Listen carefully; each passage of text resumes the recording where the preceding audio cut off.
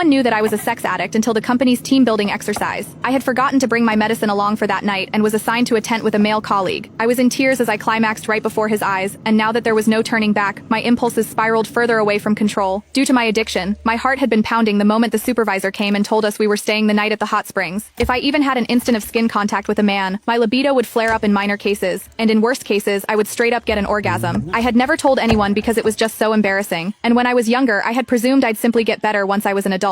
That was until I realized the symptoms were getting even more out of control. And there was that one time I almost moaned out loud in public. Fighting back the embarrassment that almost killed me, I went to the doctor and got some medicine. However, I had forgotten to bring my medicine, as this team-building exercise was organized out of the blue, and very far from my home, even as I fought against the fear eating me inside, warning myself to restrain myself and stay well behind. Our supervisor suddenly announced, "Sorry guys, all the rooms have been booked, but we have tents. There aren't many, so we're just going to have to make do. Ruth, you're going to Dean's tent." And that was how we got to the situation right now. Me, a sex addict with no meds within reach, following the burly man into the tent. I did my best to keep to a corner in the tent, biting my lip and closing my eyes while telling myself to fall asleep as soon as I could before the last dosage lost effect. But that was when Dean came to me. "What's wrong?" he asked. I could feel his body warmth from my back, and my skin was already crawling. "Nothing. I'm fine. Please, just stay away from me." But even as the stimulation extended from my skin to the rest of my body, I knew the pain was coming. I checked my phone and only saw that it was midnight, 6 hours since I had last taken my pills. It was losing effect soon. Soon my whole body was shuddering, while there was a warm stream gushing out between my legs.